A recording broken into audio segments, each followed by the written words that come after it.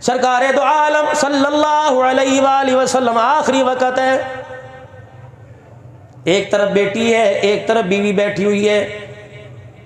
बेटी की तरफ देखा, बेटी ने अब्बा जान की तरफ देखा, आंखों आंखों में कुछ बात हो गई। पहले रोई फिर मुस्कुराने लग गई, इस कान में उस कान में बात हुई।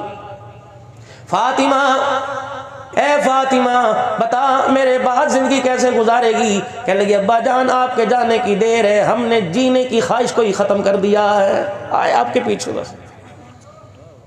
अगर आप ही नहीं तो हमने यहाँ रह के क्या करना है? वो देहातन आई, गाँव वाली आई, सहाबी आई, रसूलुल्लाह सल्लल्लाहु अलैहि वसल्लम के हुजरे मुबारक में सईदा आयशा रज़ी अल्लाह तआला अन्हा का हुजरा, आपका दरवाज़ा खटखटाया। अम्मा जान ने पूछा कौन है? आयशा मैं भी तेरे गमखार की उम्मत के गमखार की उम्मतिया हूँ, अंदर आ जाइए। अल्लाह कहने लगी खटड़ा चरपाई खाली नज़र आ रही है, कहाँ है? माई आयशा ने हुजूर की कब्र मुबारक की तरफ इशारा कर दिया कि यहाँ है। कहने लगे आयशा मुझे एक मरतबा हुजूर की कब्र की ज़ियारत करने दे। हुजरे की कुंडी खोली, रोज़े रसूल सल्लल्लाहु अलैहि वसल्लम के पास खड़ी हुई, एक ही जुमला का, अगर आप नहीं रहे तो हमें भी दुनिया में जीने का हक कोई नहीं। इतने लफ्ज़ जुबान से निकले, झटका खा के जमीन पे गिरी, रुखसत हो गई।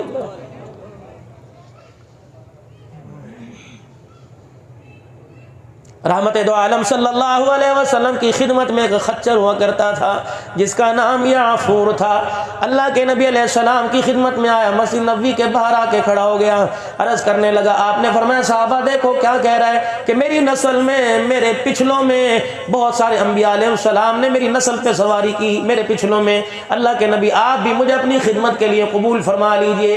रहमत वाले नबी ने फरमाया कबूल। मस्जिद के दरवाजे पे बैठा रहता, रहमत दो आलम फरमाते याफूर यूं करके गर्दन हिलाता। अल्लाह के नबी फरमाते जाओ फलानी गली से फलाने सहाबी को बुला के लाओ, मेरे अबू बकर को बुला के लाओ। ये फौरन जाता, दरवाजे पर जाके सर मारता।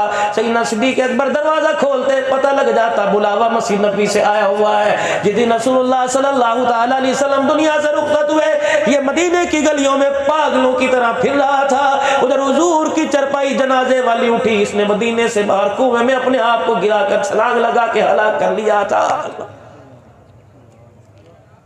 रहमत दो आलम सल्लल्लाहु तआला अलैहि वसल्लम की रहलत आपके दुनिया से जाने के बाद अभी दूसरा दिल था, हमारे से वो ऊँटनी ना संभाली गई जिसका नाम कस्वा था। हुजूर अलैहिस्सलाम से बड़ा प्यार करती थी, हर वक्त नबी की खिदमत में अल्लाह के पैगंबर उस पर सवारी किया करते थे। फरमाया जब हुजूर के जिस्म मुबारक, आपका चरपाई मुबारक हुजरे में पड़ा हुआ था, ये बार बार आती माँ आयशा के हुजरे में यूं करके अपनी गर्दन डालती, हुजूर अलैहिस्सलाम के जिस्म मुबारक को देखती, भां भां करके रोने लग जाती। फिर मदीने की गलियों में फिरती। उधर रसूलुल्लाह सल्लल्लाहु अलैहि वसल्लम का जनाजा उठा 14 दिन के बाद। जनाब सैयदना सिद्दीक़ अकबर रज़ी अल्लाह तआला अन्हु कहते हैं उठनी मस्जिद नबवी के दरवाजे पर आई और यूं करके उसने अपना सर अंदर डाला, गर्दन से यूं करके झांक के देखा, कभी मिंबर को देखा, कभी मेहराब को देखा, अपनी आंखों से आंसू लाई। फिर वहां मस्जिद नबवी के दरवाजे से पलटी। अम्मा आयशा कहती मेरे हुजरे की चौखट पर आकर अपना सर रख के आंखें बंद करके वहीं जान दे दी।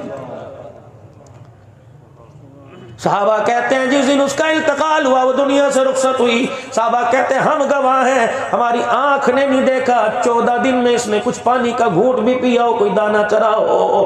गम तो इन लोगों को था हुजूर की जुदाई का, हमें तो मैं हमें अजीजो हम मतलबी लोग हैं, जहाँ मतलब पड़ा जहाँ वास्ता पड़ा हुजूर को याद कर लिया।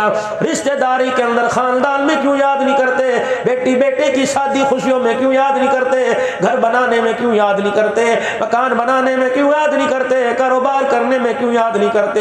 मुझे ईमानदारी से बताओ, हुकूमत का डंडा तुम्हारे सर पर आया, तुमने मांस पहन कर दिखा दिया, अगर खुदा का डंडा जमीन पर आ गया किसी की जुर्रत ही नहीं मोहम्मद की सुन्नत पे उस तरह चला सके।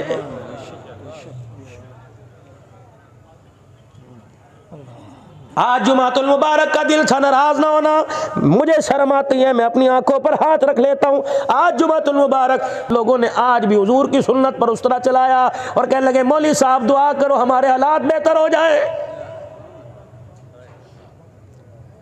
शर्म क्यों ना आई अल्लाह के दरबार में हाथ उठाते हुए कि अभी अभी ताज़ा तेरे नबी की सुन्नत पे उसरा चला के आया। जाओ इंडिया के अंदर मौलाना सज्जाद नुमानी साहब फरमाने लगे एक शख्स को ख्वाब आया, अल्लाह के नबी एक तमीर शुदा मकान में खड़े हैं, छत उसकी गिरी पड़ी है, आपके सर मुबारक पर अमामा भी कोई नहीं, आपकी दाढ़ी में मट्टी, और रहमत दो आलम अलैहिस्सलाम मगमूम आंखों से आंसू बहा रहे हैं और फरमा रहे हैं जिसके ख्वाब में आए, फरमाया मेरी उम्मत मेरे से बहुत दूर हो गई, मेरी उम्मत ने मुझे छोड़ दिया है।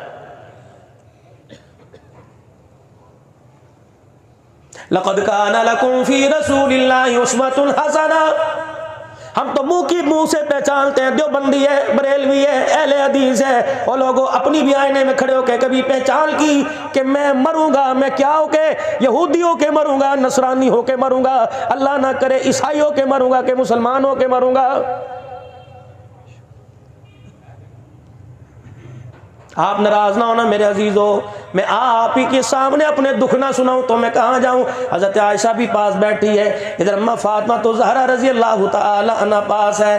अल्लाह अकबर, ये भी माँ वो भी माँ, ये हसन हुसैन की माँ, वो कायनात के मर्द औरतों की माँ। अल्लाह अकबर, जब नबी के घर में नजर आई तो अबू बकर भी माँ कहते हैं, उमर भी माँ कहते हैं। या निसा नबी लस्तुन्ना कअहदिम मिनन निसा, ए नबी की बीवियों तुम तो आम औरतें थी, जब नबी की बिस्तर पर आ गई तो सारी कायनात की राबिया बसरियां मिल जाए, तुम्हारी पांव की जुत्ती के नीचे जो मट्टी उसकी भी मकाम को नहीं पहुंच सकती है।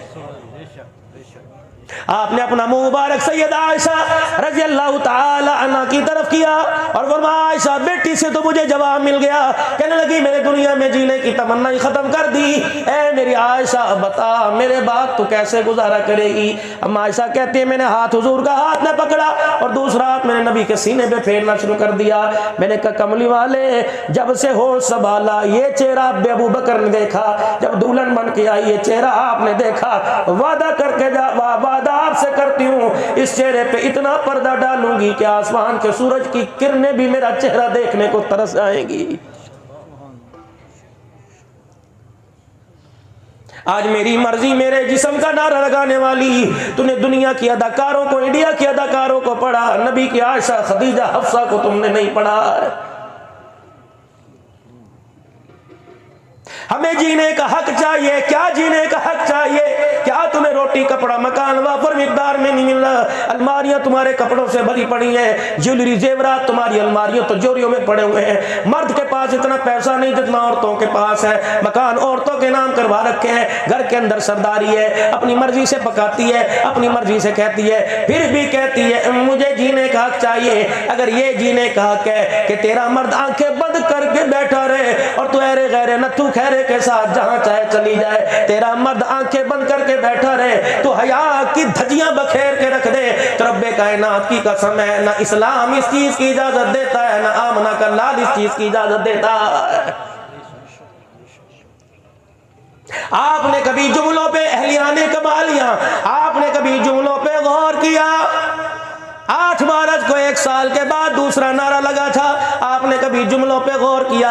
क्या कहनी थी? अल्लाह लेके रहेंगे तेरे से आजादी, रसूलो तुम भी सुन लो लेके रहेंगे आजादी, हमारे बाप तुम भी सुन लो लेके रहेंगे आजादी, हमारी माँ तुम भी सुन लो लेके रहेंगे आजादी। ये तो यकीन जानो पता नहीं अब उसने अपने गुस्से को किस तरफ कर दिया। इतना बड़ा धरती के ऊपर जुर्म हुआ, खुदा की कसम बास कौमों ने तो जुर्म किया, परवरदिगार आलम ने दूसरा सांस लेने का मौका ही नहीं दिया है। मैंने पूछा मौलाना से